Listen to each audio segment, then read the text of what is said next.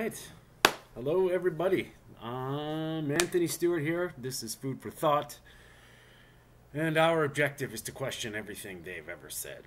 Yeah, we're challenging, they said, statements, and we're challenging what is sort of anything that they've ever told us. We're going to question it. And we're coming from a nutrition, health standpoint. I'm not a doctor, but I am studying to be a nutritionist, and I have extensively researched my own body and became my own experiment over the last 3 years, and I would say very successfully so far. So nothing is absolute, and the more I learn, the less I actually know, which is kind of fantastic in a sense. So they're always telling us to trust the science, and I would argue that. I would say test the science, because that's what it's for, you know. And if, you know, I can't do experiments on anything else but myself, and I can just give my thoughts and my opinions on what I think might help you. And obviously, please, if you like my content, if you like what's going on, please hit that thumbs up button. That, you know, we're gonna get somewhere fast. If you think this might help somebody else, please share the videos. And you know, it'd be great if you subscribe to my channel, because that way we're gonna reach the masses eventually. So today, you know, I wanted to talk about a couple things. For one, I'm back. I was on the road for quite a while, like hard, you know, kind of a hard road trip. Long hours, long days driving, some heavy work, some heavy lifting. All in all, I was feeling a little beat down, like, not gonna lie. It was getting time, like, you know, I needed some time off, which I have now, which I feel already after one day, I feel, you know, reset, sort of. The closest thing I could probably compare it to is like jet lag. I don't think it was necessarily, like, I packed all my food, I was eating my own meat and whatever I brought on my trip, which was, you know, pretty much just meat. I cooked up like probably 4 or 5 pounds of steak and then a couple pounds of ground beef, and sort of ate that over 3-4 days, and just, you know, driving and trying to move around. And yeah, so I mean, because the clock, the sleep factor was a little bit out of whack, I felt a little discombobulated, but, you know, I'm right back into, my energy's good now, my body's healing. I'm not nearly as sore. I was getting a little taxed, but I think that was just wear and tear. And obviously, you know, as much as I'd like to call myself Wolverine, I am human, and I have limits. Anyway, so I'm back. I'm going to continue to eat a animal-based, pretty much carnivorous diet, and I am feeling great. My sleep is a little bit out of sync because of, you know, the road trip and, like, working on the road and different times of going to bed. But I'm going to be back on it, like, you know, hopefully to bed at a decent time, and then back together, and, you know, 100% pretty quick. So I got to catch up with my mom and a little history about me and helping my mom. Now, the reason I got into this whole space was because I was, frankly, to be perfectly honest, I was feeling old.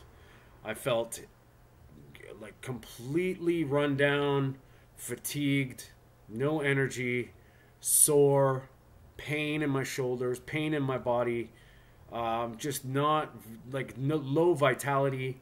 And I started to want to make a change, and I started by, you know, making some, like, just learning about nutrition a little bit, and, you know, started down the keto train badly, started feeling better.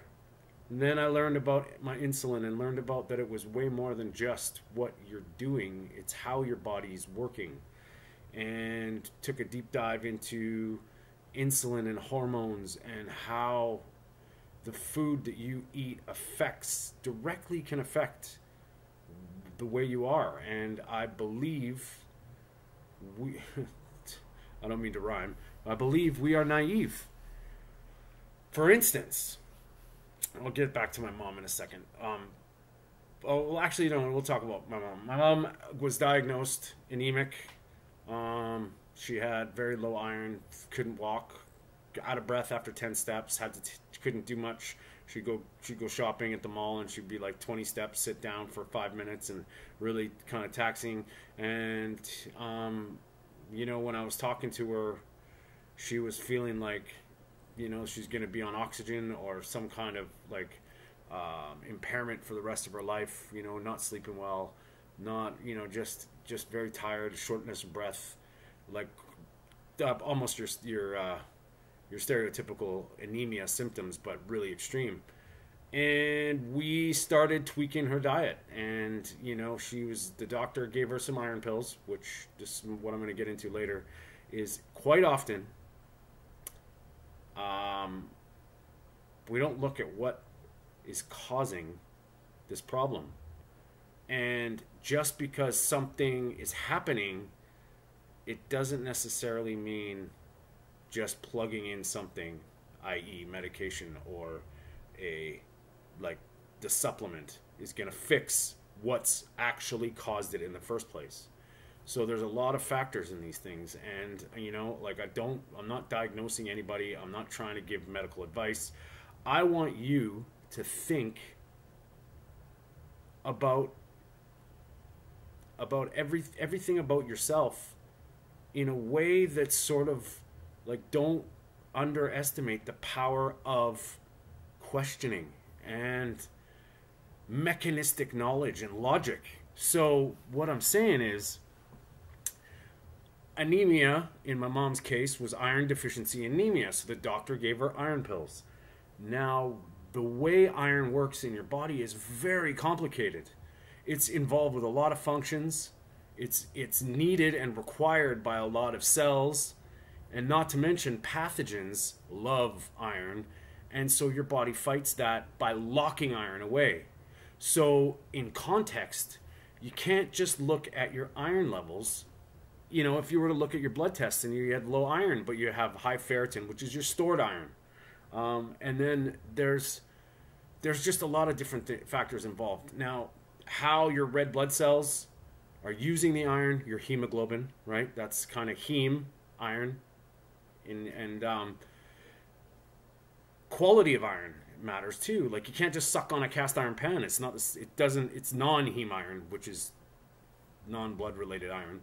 So you can get iron from plant sources, non-heme iron. It takes a little bit of process to absorb it as heme iron. So right there, 1 ounce of, we'll say, like, this is ballpark, we've talked about this before. I mean, like 1 ounce of red meat to 1 ounce of liver, you probably have to eat the equivalent of like a kilo of spinach to get the same. The iron absorption rate is ridiculously out of whack. Anyway, we adjusted my mom's gut health. We adjusted my mom's B vitamin absorption, her stomach acid, focused on digestion, and got her eating red meat. Lo and behold, within 6 weeks, no more anemia symptoms, feeling better. And, that was one thing that we just kind of looked at. And, the doctor has 10 minutes or 15 minutes to look at your blood work and then diagnose and then treat. You have your whole life to think about your health. So you're responsible for your own health. It's okay to ask questions, and it's okay to research some stuff yourself, and I encourage that. So I was trying to just inject a little bit of logic, like no iron isn't the reason why you're anemic. There could be a lot of different reasons, and we just had to figure out my mom's puzzle, which she's feeling better. And then she stepped off the gas with the red meat. The anemia came back, but she wasn't symptomatic. So we caught it before that. We gave her more red meat. Now she's not anemic again. It's pretty simple. So that's one context of looking at a bigger picture and taking control. Now, there's been some other successes that I've had helping people, and it's quite often not just what the thing that they're got wrong is. And I look at it this way. Like, if you have something wrong with your skin, putting stuff on the skin is not helping why it got there from underneath your skin from the inside out. So maybe ease your symptoms, dull the redness, and make it a little bit more moisturized. But the root cause, or the reason that skin condition came about, is, no pun intended, deeper than just on the surface. So we have to look at health as your health. And I'm taking a deep dive into cardiovascular disease, and I find it fascinating, and I have my reasons why.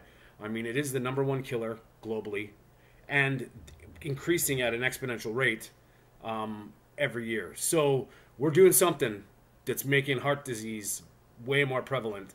And obviously, with the way the situation in the pandemic over the last couple of years, things are getting worse. And I would probably, I would say it has a lot to do with our food supply and nutrition, lack thereof. And that's what I kind of wanted to talk today about, is what is nutrition, right? There's things in things, but that doesn't mean you get all the thing.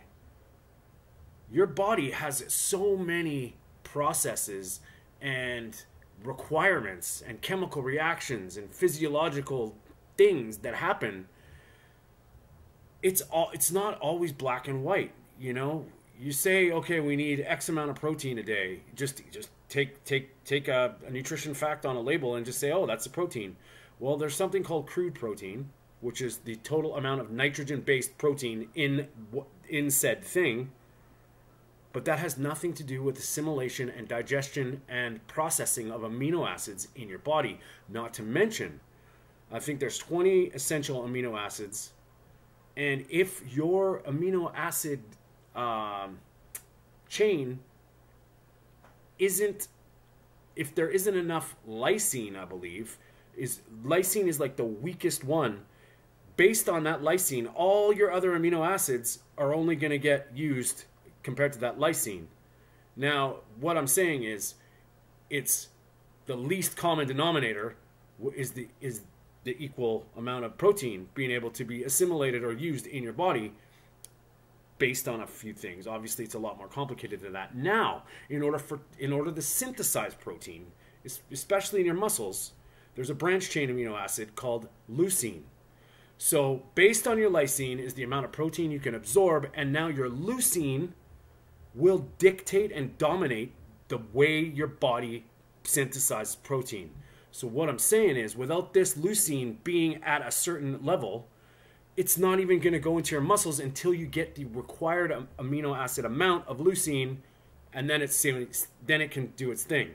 And that's where protein combining is possible from plant-based foods, but it makes things a lot more complicated than just pea protein, a lot more complicated than just soy.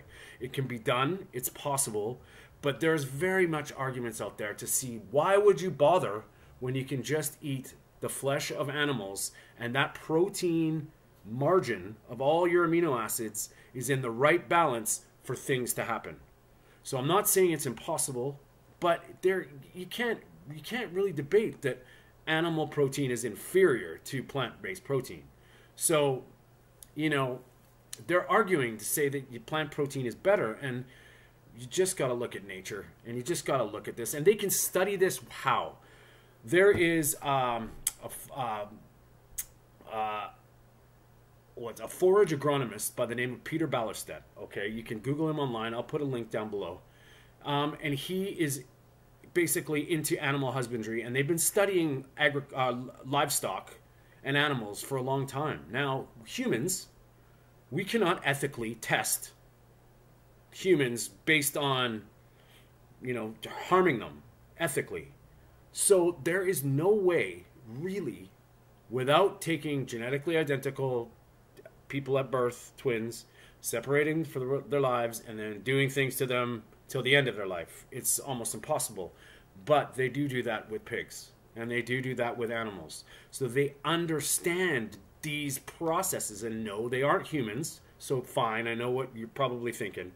But the point is, protein synthesis and tissue development and bone density and how your muscles grow and, the anabolism of your body, which is the growth of your body, can be measured. And now I'll say the other thing, okay? So protein they can measure it through animals, and based on that, they can understand these processes. They don't know exactly how much is optimal. There's arguments out there. But all I would say is that you don't want to not have enough protein. I would suggest to people throwing it out there, I would suggest 1 gram of protein per pound of body weight. Never mind calories. 1 gram of protein to 1 pound of body weight. All right, there's like 35 grams ish in like an 8-ounce steak. There's like 40 grams in a chicken breast. Okay, so you can kind of go from there. 1 gram to 1 pound. That's sort of like a, if you're a little bit more, meh. If you're a little bit less, that's you got to find that. There's ways to do that. That's another talk. But so, and we are protein. We are structurally built on protein. Our enzymes, our blood, our bones, our peptides, our muscles, our tissues, our cytokines that are signaling proteins for other hormones to kick in, and our immune system, our epithelial walls, our tight junctions in our gut, protein, collagen, our skin. You need this stuff, and you need the right kind and the right amount. And it's arguable to say that plant protein is going to give you exactly what your body needs. Yes, it can be done. So now we look at crude protein. Bioavailability of the protein on the package. Just because it says 25 grams of protein on the package does not mean you're going to be absorbing 25 grams of protein. There's so many different variables involved, and it's just not done that way. That's why a calorie is not a calorie. You can't... How do you measure calories? You get a tank of water. It's called a bomb calorimeter. You stuff the food in there and you blow it up. The amount of heat that gets expanded from that food is how many calories are in it. Now, how does a steak that blows up equate the same amount as a potato that blows up when your liver and your body and your gut digest energy and protein differently? In fact, your body doesn't want to use protein for energy. So how is that caloric value even relevant to the caloric value of a potato? So don't look at protein and calories. Look at protein and energy. You have energy requirements, and you definitely have protein requirements. You can get your energy from fat or carbohydrates. Okay? So this nutrition comes down to a lot of things, and it gets complicated. And what I want you to realize, quality matters. Whole grains are not easily digested by your body. They have lectins. Gluten is a lectin, and it causes havoc down in your gut, even if you're not celiac. It causes insulin problems, blood sugar control. It's inflammatory. There's a whole list of things that say that whole grains are good for you, but the nutrition is on the package. That does not mean your body is able to use that nutrition. Right? You see what I'm saying? So they fortify flour with iron, but that iron is not bioavailable to the same extent as a piece of steak. It's just not that easy. So vitamin B enriched flour, anything that's enriched, you know what they do? They take away something, and then you take away $1 and they give you back a penny and they say there, I've enriched you. That's nonsensical. So enrichment is covering the general public's disease spectrum. Beriberi is a vitamin B1 deficiency. So how do we fix it? Let's fortify something so that people get it. Like rickets is a vitamin D deficiency. So how do we do that? Let's fortify milk with vitamin D. So there's maybe enough to stop rickets, but the amount of vitamin D in milk is definitely not nearly enough to give you the proper requirements. So it's all context. And I'm telling you, the more I learn about this, the more I think there's a lot more going on. And just because I can absorb something doesn't mean you can. So now your gut health comes into play. Your stomach acid has everything to do with it. Your production of hydrochloric acid in your stomach declines with age. And how do you get stomach acid production? Chloride, hydrochloric acid with salt. Wow, who would ever thought salt ties to your stomach acid? So if you're on a low salt diet and you're hypertensive, which you have high blood pressure, so they're telling you not to eat sodium. So you stop eating salt, but you're still eating a shit ton of sodium in the packaged processed food. Now your chloride is tanking through the roof because you're not eating proper mineral salt. You can't produce stomach acid. Now you eat protein, but you think you're getting enough, but that stomach acid can't break it down. Now your small intestine is going, what the hell is this? Because it's not pre-digested. Your enzymes are all out of sync because your pancreas is inflamed. You see what I'm saying? Everybody's different, and their context and their gut health and their digestive systems all matter. So you have to look at things from a big picture. Don't think about, ooh, I have a weak microbiome, so I got to take a bunch of probiotics. If you can't even get the food to your microbiome in the first place because you got leaky gut and all this shit's going on before it, what happens? It's irrelevant. You need to fix how you get nutrition first. And that includes, heartburn, GERD, acid reflux. What is it? A lack of stomach acid. People think it's too much acid, but it's actually the opposite. I mean, you can Google this stuff, and I encourage you to do your own research about this. So all those antacids and all those pepsins and Zantacs and Tums treat the symptom short term. But what it does is it runs, your pH goes crazy in your stomach, and your stomach needs to be acidic. We are built with an acidic stomach to break down protein. If it's not acidic enough, that protein, the bolus, which is the amount of food that's coming through your system, the bolus doesn't get absorbed properly. And now things get a little bit dysfunctional. So the B vitamins can't get extracted in your small intestine. By the time this food, maybe that's where they get the rotting beef in your colon, but it should not make it that far to sit there and rot. You should be assimilating your nutrients because the bioavailability of the nutrients in meat, if everything's working properly, should be great. And you can fix this. Tissue, collagen. But you need to be aware of this. So what causes heartburn, GERD, acid reflux? Sugar. A mixed up pH in your stomach. So when you're eating a lot of sugar, it causes that things to change and the peptides get all mixed up, and now the valve is stuck open. So the acid that's not even really is acidic enough is coming up. It's quite fascinating how a little bit of vinegar probably might hurt right away, but it probably will push that valve closed because it'll acidify your stomach. A little lemon juice. Anyway, these are things that we can discuss further. But I just wanted to say that when we're talking about your diet, when we're talking about nutrients and nutrition, you have to look into context. And that's why supplements are sort of a freaky thing right now, because there's always a new thing and there's always a new supplement. You should be taking this. This will help.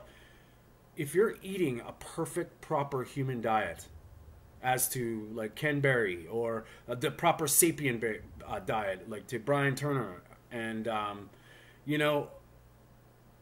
whatever you want to call it, the ancestral diet, according to the Liver King, a species-specific appropriate diet for humans, there's a lot of the noise and all these sort of digestion issues and microbiome issues and SIBO, which is small intestinal bacterial overgrowth, insulin resistance, and it starts to become a little bit more manageable because your body's getting what it needs, not what it can deal with, because we're really good at surviving. We're really good at adapting. What you want to do is you want to optimize the fuel and the protein that you're putting in your body, and understand you don't have to be perfect. Some people do, because depending on the severity of their something wrong, you're going to have to tighten up a lot more than someone who is maybe younger and genetically a little bit more, genetically blessed. And it is, yes, everybody's built differently, but pretty much all the same. So is there a proper human diet? There is. People have different opinions on it. And it is my opinion, with the likes of Ken Berry, Bart Kay, Anthony Chafee, Sean Baker, that we should be eating primarily meat and the associated fat of animals. Everything else is very, very debatable whether we need it, whether it has what we require, or what we can tolerate. And then there's that what we enjoy. So I'm not telling you to kick rocks and never eat another fun, interesting pleasure food again. But how badly do you want to know how your body can work? Especially in when it's depressed, anxious, malnourished, whether you're suffering with a little bit of overweight. Ask yourself, is it worth changing something to see if there's a benefit? And I will urge you to test the sugar addictiveness of your personality. If you can stop eating for one day, you're probably pretty good. If you can't go without eating before noon, odds are you're probably, on the way to, seeing how well your brain works, that when it's deprived of sugar is going to probably tell you how much you need to control it. If you can just go without eating for, 16, 18 hours without no problem, no hunger, no signaling, that you're in control. That would be probably a good sign.